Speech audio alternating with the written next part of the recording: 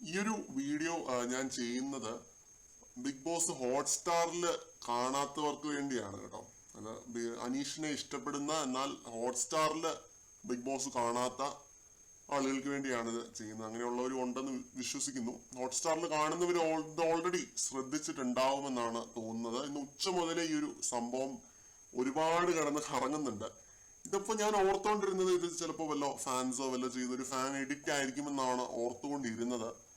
പക്ഷെ ഇപ്പോ എപ്പിസോഡ് വീണ്ടും എടുത്തൊന്ന് റീവാച്ച് ചെയ്യാനായിട്ട് ഹോട്ട്സ്റ്റാർ വെച്ചപ്പോഴാണ് കാണുന്നത് ഹോട്ട്സ്റ്റാറിന്റെ തംബ്നെയിലായിട്ട്, ഇന്നത്തെ എപ്പിസോഡിന്റെ തംബ്നെയിലായിട്ട് അവര് കൊടുത്തിരിക്കുന്ന ഒരു തംബ്നെയിലില് ലാലേട്ടന്റെ പടത്തോട് ചേർത്ത് ലാലേട്ടന്റെ ഒരു പിക്ചർ കൊടുത്തിട്ടുണ്ട്. അതിനോട് ചേർത്ത് അനീഷിന്റെ പിക്ചർ കൊടുത്തിരിക്കുന്നു.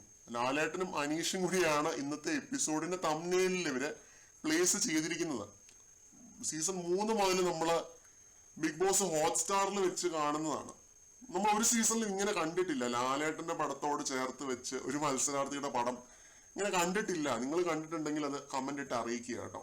നമ്മൾ തെറ്റ് പറഞ്ഞതാണെങ്കിൽ നമുക്ക് തിരുത്താം. ആദ്യമായിട്ടാണ് ഇങ്ങനെ ഒരു സംഭവം കാണുന്നത്. അനീഷിന്റെയും ലാലേട്ടന്റെയും പടം ഒരുമിച്ച്. ലാലേട്ടന്റെ പടത്തോട് ചേർത്ത് വെച്ച് ആരുടെയും പടം ഇവര് വെക്കാറില്ല സാധാരണ. ലാലേട്ടന്റെ ഒരു ഒറ്റ ഫോട്ടോ മാത്രം മതി ഈ ഷോ പ്രേക്ഷകർ കാണാനായിട്ട്.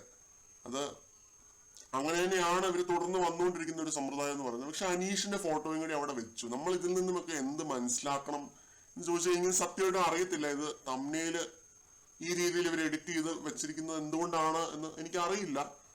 മേ ബി വരും ദിവസങ്ങളിൽ നമ്മൾ ഷാനവാസിന്റെ കൂടെ ഒക്കെ ലാലേട്ടൻ നിൽക്കുന്ന ഫോട്ടോസ് കണ്ടേക്കാം, അല്ലെങ്കിൽ അവിടെയുള്ള 10 പേരുടെയും കൂടെ നിൽക്കുന്ന ഫോട്ടോസ് കണ്ടേക്കാം. ഓരോ ദിവസവും ഓരോരുത്തരുടെ കൂടെ നിൽക്കുന്ന തംബ്നെയിലുകൾ നമ്മൾ കണ്ടേക്കാം വീക്കെൻഡ് എപ്പിസോഡുകളിൽ.